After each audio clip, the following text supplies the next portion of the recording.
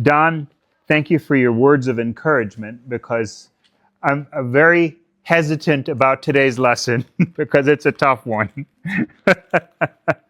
So, what we're going to be reading about today is something that's very difficult for us, to the people, us with modern ears, to hear and understand. But it wasn't anything that was shocking or difficult, or doesn't seem like it, to the authors of the Bible, to Paul and the apostles. They write about this very matter-of-factly, but when we hear it and when we read it, it's difficult to comprehend for us. So the verses that we're going to be discussing today is John chapter 12, verses 37 to 40. And it answers a question, which is, why did the Jews at the time of Jesus not believe that Jesus was the Messiah? The vast majority of them did not believe he was the Messiah. And this is answering the question, why? Why did they not believe, right? So the way the Bible talks about it, it's so contrary to how we think, that we often, I think, many of us skip over these parts of the Bible because it's too difficult, right? So I thought it would be good for us to kind of take a look at them and give it a closer look and see what we can understand. Okay, so let's start with reading these verses, 37 to 40. Though he had done so many signs before them, they still did not believe in him, so that the words spoken by the prophet Isaiah might be fulfilled. Lord, who has believed what he heard from us, and to whom has the arm of the Lord been revealed? Therefore they could not believe. For again Isaiah said, he has blinded their eyes and hardened their heart, lest they see with their eyes and understand with their heart and turn, and I would heal them. That's very confusing. Okay. So just to recap, this is the last chapter in Jesus' talking about Jesus' public ministry, where he's talking to everybody. Starting in chapter 13, it's all about Jesus' private ministry with just his disciples, because it's the last few days before Jesus' crucifixion, right? And so far, in John's gospel, he has told us about seven miracles, right? Turning water into wine in chapter 2, healing the official son in chapter 4, right? The paralytic at Bethesda, who had been there for 38 years in chapter 5, feeding of the 5,000 in chapter 6, walking on water, chapter 6 again, healing the man born blind in chapter 9, and finally, raising of Lazarus in chapter 11. So 7 miracles that John has described. Now, John has specifically told us that these are just a sampling of the miracles that Jesus did, right? And he doesn't call them miracles, he calls them signs. John calls these signs. So signs are things that point to something. It's a sign that points to something. And in this case, it is someone. These are signs that point to the deity of Jesus. That's why he did them. And so John tells us in chapter 20 that, there's many more signs that he did, but I've not recorded all these. I've just shown you these that you may know that Jesus is God, right? So this hardening of the hearts of people who saw these signs and yet would not believe.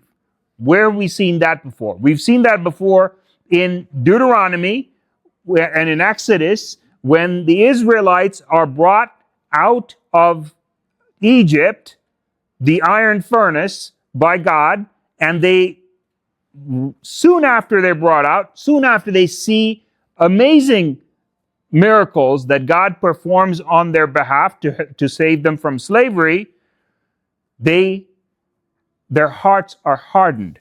In Deuteronomy 29, it says, the great trials that your eyes saw, the signs and those great wonders. But to this day, the Lord has not given you a heart to understand, or eyes to see, or ears to hear.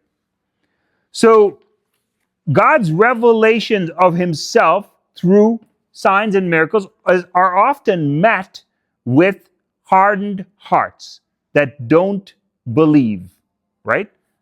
Why? That's the question we're trying to answer here today. So, there's a little hint in Deuteronomy 29 where it says, the Lord has not given you a heart to understand, or eyes to hear, or eyes to see, or ears to hear, right? Now, this is an interesting thing, is that in theology, this way of talking about things, like in chapter 12, John says, they didn't believe. They didn't believe. They had their hearts hardened. And then it says, they couldn't believe because Isaiah said they wouldn't believe. Right? So it says they didn't believe because their hearts were hardened, but they couldn't believe because Isaiah said they wouldn't believe. And so these are two positions that are very difficult to connect. How do these things connect? But John doesn't seem to have a problem with this at all. Paul doesn't either. Even in Deuteronomy, Moses doesn't either. None of the biblical writers seem to have a problem with this. They just present it as fact. These are two things. Yes, God needs to give you light in order for you to see, but you have hardened your heart through unbelief and sin, and that's why you don't believe. They're both true, right? This has a name in theology called compatibilism. I know it's a very weird name. But all it is I think it's a different word of saying Bible believer.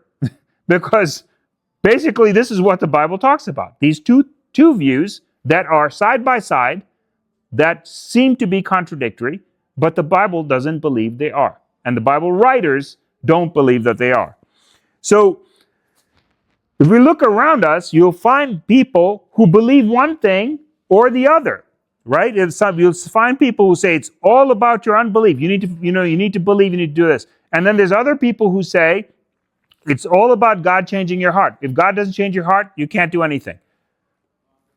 But they're both true. And it's easy to focus on one thing to the exclusion of the other. But the Bible doesn't do that. It holds both things to be true at the same time. And that's what we're going to be talking about today, right? We're not going to try to pit God's sovereign control over human choice or free will. We're going to see how the Bible presents it, which is both are true. Okay, we'll start off in verse 37, which says, though he had done so many signs before them, they still did not believe in him. They still did not believe in him. This is talking about the people who had their hearts hardened. They wouldn't believe, right? Okay, so these signs, as we said, are sampling of these signs. They were meant to point people to the person who was performing the signs. And here he was standing in front of them. They wouldn't believe. Even Jesus speaks about the signs that he's doing, and he says that this is the purpose he is doing them. In John chapter 10, he says, if I am not doing the works of my Father, then do not believe me. But if I do them, even though you do not believe me, believe the works, that you may know and understand that the Father is in me and I am in the Father. So he says, even if you don't believe my words, believe the works, believe the signs that I'm doing, right? So Jesus looks unfavorably upon believing based on signs.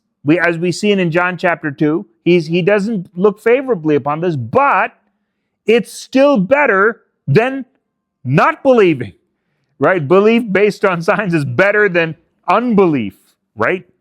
So, this crowd that we're talking about today is this latter group, people who have seen the signs, and even after seeing everything, they still do not believe.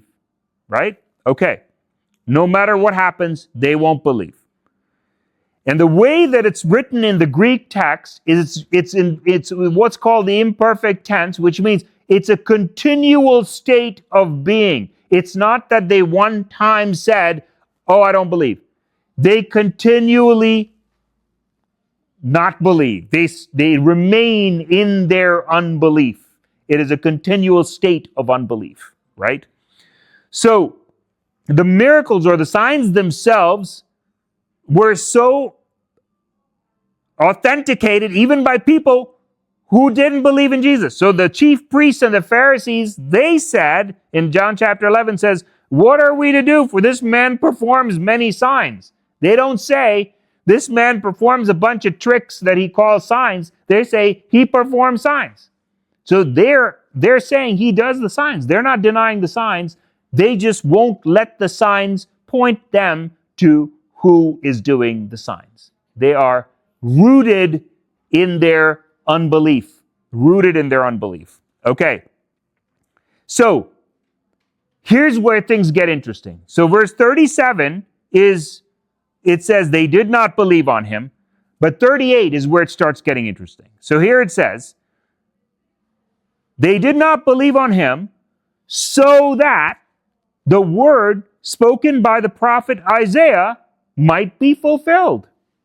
Lord, who has believed what he heard from us, and to whom has the arm of the Lord been revealed? So that, okay, so that this would be fulfilled, they didn't believe. That's what John is saying. John is quoting from Isaiah 53, verse 1. And Isaiah 53 is part of something that's given a name outside the people who study the Bible. It's called the servant song. And servant song is taken from different parts of Isaiah, different chapters in Isaiah, and it's all talking about Jesus as the servant of God, right? And so this is, Isaiah 53 is perhaps the most famous part of the servant song, right? This is what John is talking about here.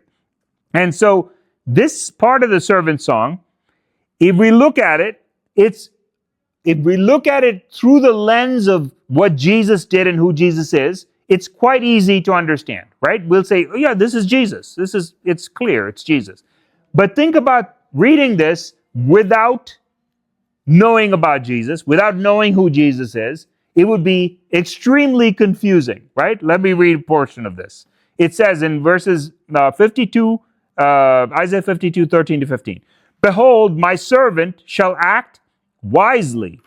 He shall be high and lifted up and shall be exalted." Okay. That's fine. Makes perfect sense. The Messiah, he's going to be high and lifted up and exalted.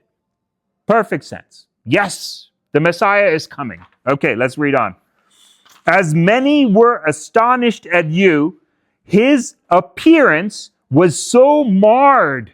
Marred. That means it was beaten up, terrible, beyond human semblance, and his form beyond that of the children of mankind, so shall he sprinkle many nations." Right? Now, if we were to read this part of the servant song without knowing about Jesus, this would be extremely confusing because the Messiah is supposed to be high and lifted up and exalted. He's coming as a conqueror. Why would his appearance be so marred and disfigured and beaten? That makes no sense, right? He's a conqueror. He's going to win. What's with all the beating and stuff?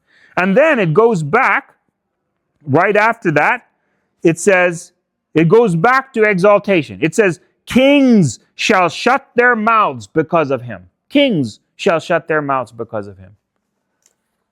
He shall be exalted. He shall be debased. His form shall be so marred you won't even recognize him.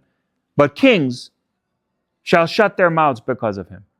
And now in this time, there was a king. He's called a king in the Bible, Herod, but he wasn't actually a king. He was what's called a tetrarch, which is like a ruler of 1/4 of an area. He wasn't a king. And it doesn't say king, it says kings. That means Kings of other nations shall shut their mouth because of him. So this is definitely the Messiah, but it's giving a very confusing picture of him to someone who doesn't know what's coming, right? Who doesn't know who Jesus is and what he's about to do, right? So, but this is the word of God, so it has to come to pass just the way it is written. The way it's written is what is going to happen, right? So, in one sense, what John is saying in these verses in chapter 12, so that the words of Isaiah may be fulfilled. They did not believe so that. It is because, since it's written in Isaiah, it has to come true. It is the word of God. It has to come true, right? So, even in Romans, Paul says the same thing. But they have not all obeyed the gospel, for they have not obeyed the gospel because Isaiah says, Lord, who has believed what he has heard from us? Paul's saying the same thing. They didn't believe because it was written in Isaiah that they wouldn't believe, right? Very confusing, kind of mind-bending for us. Okay, so we might hear objections today, especially from Jews, who say, you know, the Jews at the time knew more about the Torah and about the Old Testament than most Jews today know. They didn't believe in Jesus, right? So why should we? Right? They saw him in person. They didn't believe him. Why should we? Well, here's the weird part about this, is that if all the Jews at the time had believed that Jesus was the Messiah, Jesus wouldn't have been the Messiah. Does that make sense? If all the Jews at Jesus' time had believed that Jesus was the Messiah, then it would have violated Isaiah's prophecy. Therefore, Jesus would not have been the Messiah. Right? They had to not believe so that it could be proven that Jesus was actually the Messiah. That's what John is saying. This is very difficult and very complicated for us to understand, but that is how it is. The things of God are difficult for human beings to comprehend, right? Very difficult for us to comprehend, especially the way prophecy works. And John is giving us a little insight into this. He's saying, it had to be this way. It had to be this way. Don't forget, John is writing this at the end of the first century, like 90 AD. This is, 50 years after Jesus has been crucified. Over 50 years, maybe. And so he's looking at this and saying, this is the way it had to be. It had to be that the mass of Jews did not believe on Jesus because it was prophesied. It was written, so they couldn't believe. That's what he's saying. So, what's interesting is, even though, and this is the part that's difficult for us to grasp, even though it was written that they wouldn't believe, they are still culpable for not believing. It doesn't take away their sin of unbelief. It doesn't take away their culpability of unbelief. They are still responsible, but it was written. Both are true. Charles Spurgeon says this interestingly. He says, God must sovereignly draw, or none would come, yet if they do not come, it is their own fault. And that is what the Bible teaches. And that's difficult for us to hold in our minds. But that is the truth of the Word of God. That is what the Bible teaches. Okay. One way we could think about this. We say, oh wow, this is so difficult. How do I understand this? Let me think of it. Maybe it's this way. Maybe God saw into the future. Maybe God saw into the future and said, these are the people who would not believe.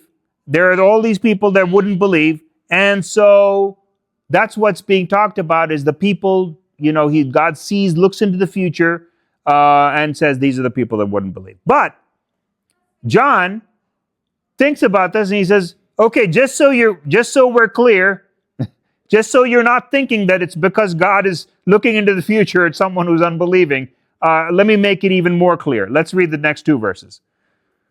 It says, therefore they could not believe, because Isaiah has said, He, God, has blinded their eyes and hardened their heart, lest they see with their eyes and understand with their heart and turn, and I would heal them. This is shocking, right? God is saying, John is saying, they don't believe because God has blinded their eyes and hardened their hearts. So they cannot believe because God has blinded them. Wow. What are we to make of this? I mean, this doesn't make any sense, because if you say that, they didn't believe because God blinded their eyes and hardened their hearts. Well, how can they be held responsible if God has blinded their eyes and hardened their hearts? That doesn't make any sense, right? So, how do we deal with this? So, there's a little context we need to have to understand how to think about this. So God can work with people's sin to bring about His sovereign will. And so when people are doing evil, God can use the evil that people do to bring about His ends that are always good, right? He can bring about His ends through the evil actions of people. The best example of this is Pastor Mike's favorite topic, Joseph, right?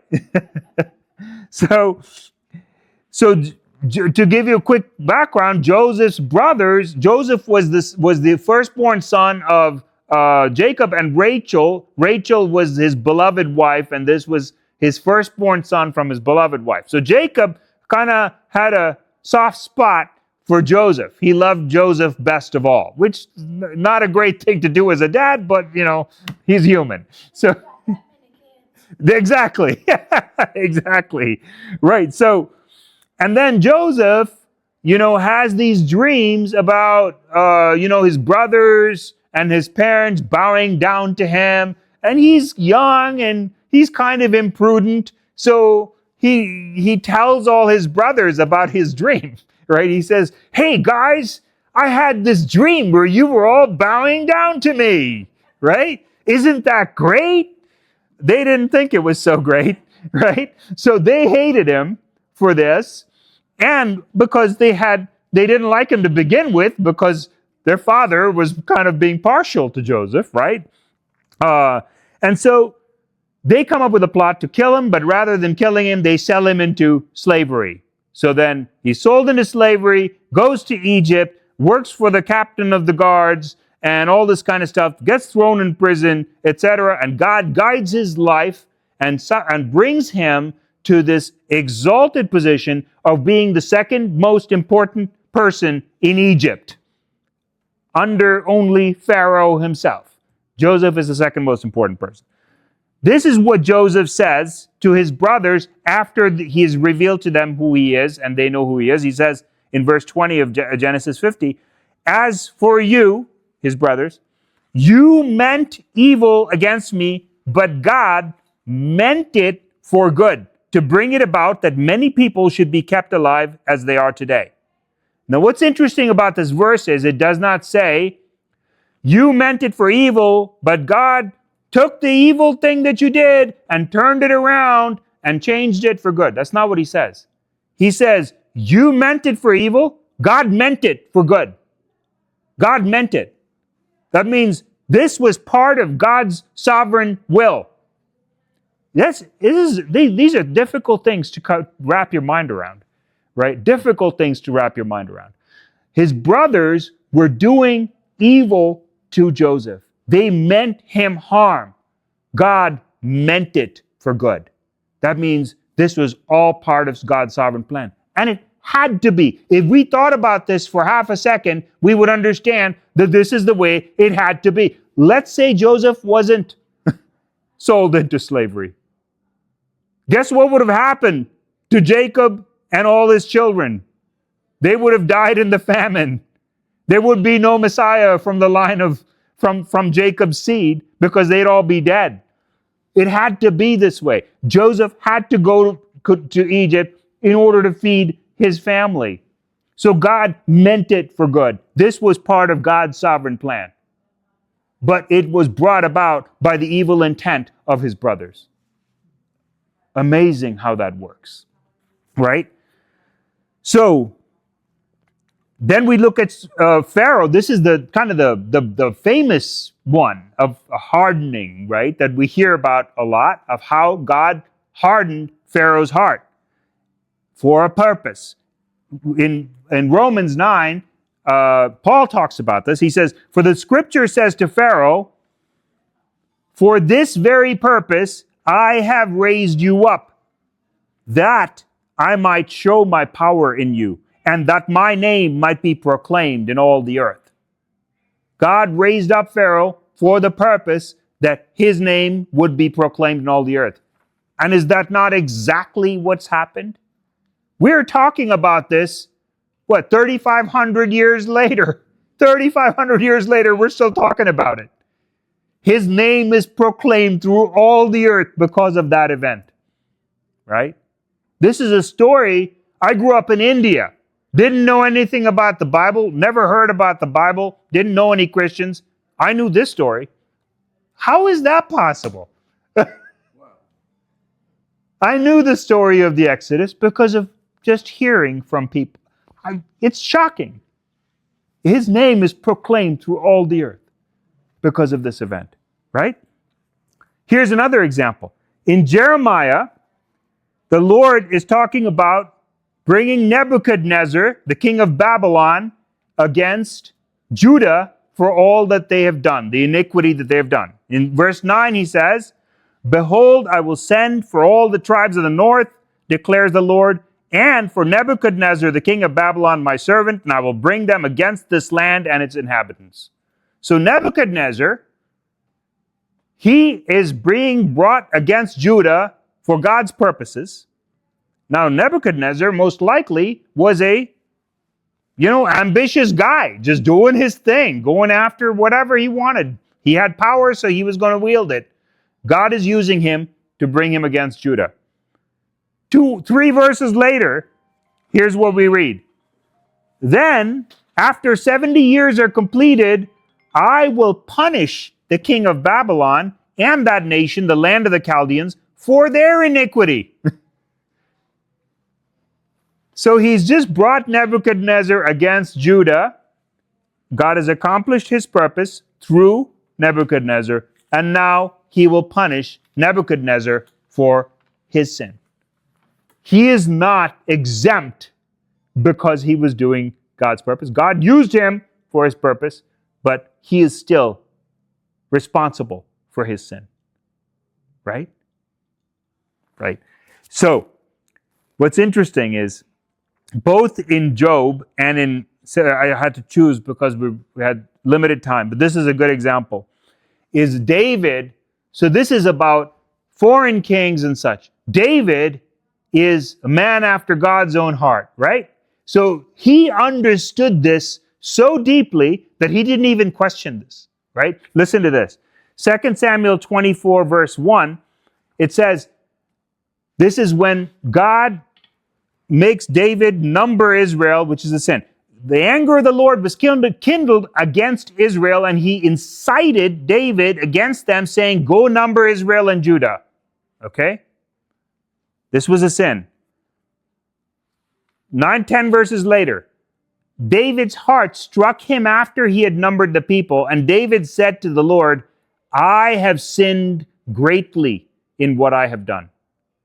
So God leads him to number Israel, but David takes the responsibility.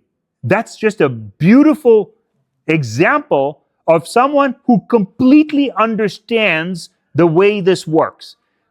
David did not say, "Wait, you incited me. It's your fault." That's what Adam said. Right? "You gave me the woman. She made me do it." That's what Adam said. David says, "It's my sin. I did it. I have sinned greatly, right? This is what we're trying to get to, is this understanding of how both these things can be right side by side. So we have this other way of thinking about this.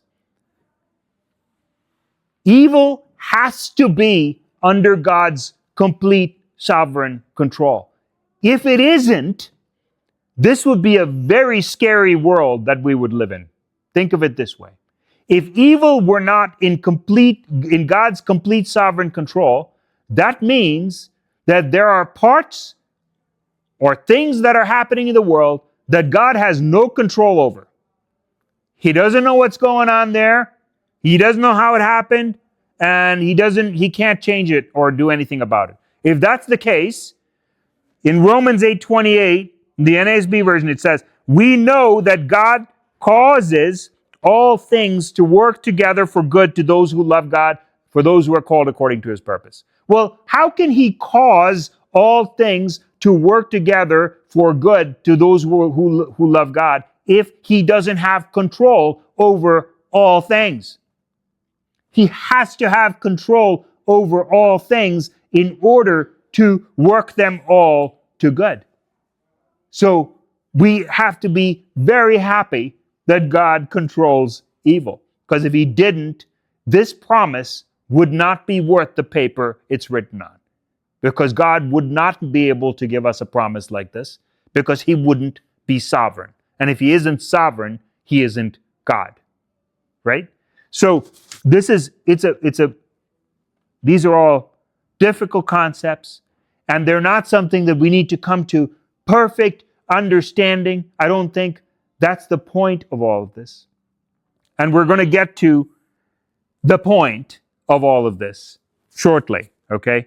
So here's one way to think about this that will help in understanding this.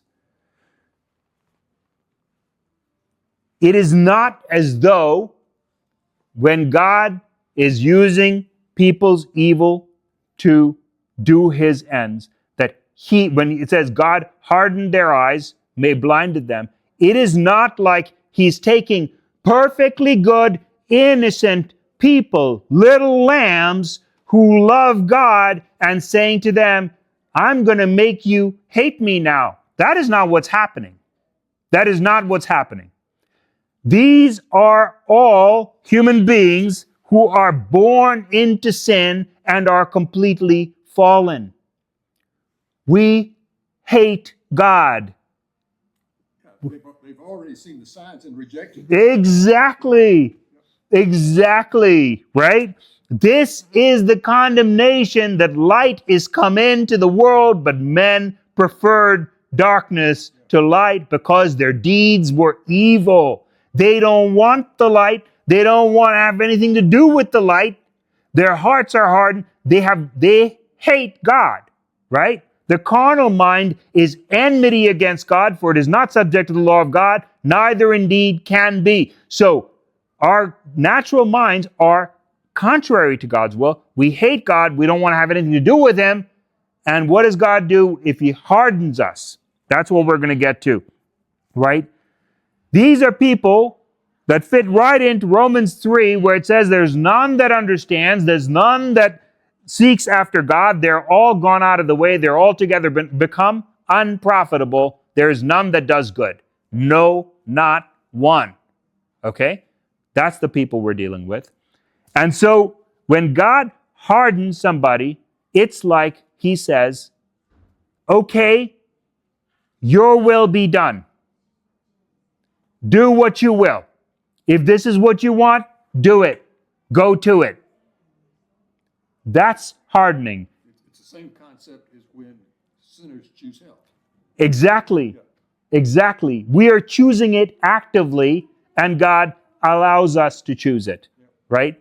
So this is what is actually happening, and it's called hardening because without God's guiding hand, we are completely lost, and God gives them up to the uncleanness through the lusts of their own hearts. That's what's happening. God gives them up to their own hearts, their own desires. They're choosing it. God says, choose it. So this is the thing. What we learn from this whole thing is, seek the Lord while he may be found, call upon him while he is near. When God gives us opportunities, draws us close, brings us close to him, respond. Give yourself to God, open your heart to him, and respond to his advances and his drawing you near, right?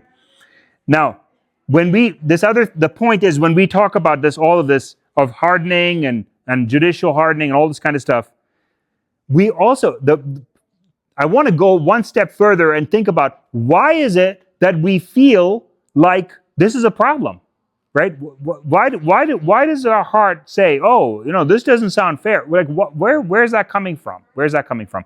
So if you think about it this way, we talk about God's fairness or why it's fair. We are God's creatures. He created us. He gives us absolutely everything that we have, right? Our lives, our bodies, the food we eat, the world we live in, our minds, the ability to feed ourselves, the ability to think. Everything that we have is from him, right? For by him were all things created, right? So he created everything, gave us everything that we have. And even after God, through his grace, opens our eyes to see who he is, guess what? I bet you, all of us who are believers, most of our day is not spent thinking about God and giving him thanks for everything that he's given us. This is after he's opened our eyes. Our hearts are still in a place where we are not constantly thanking and praising God, right? That's how hardened we are.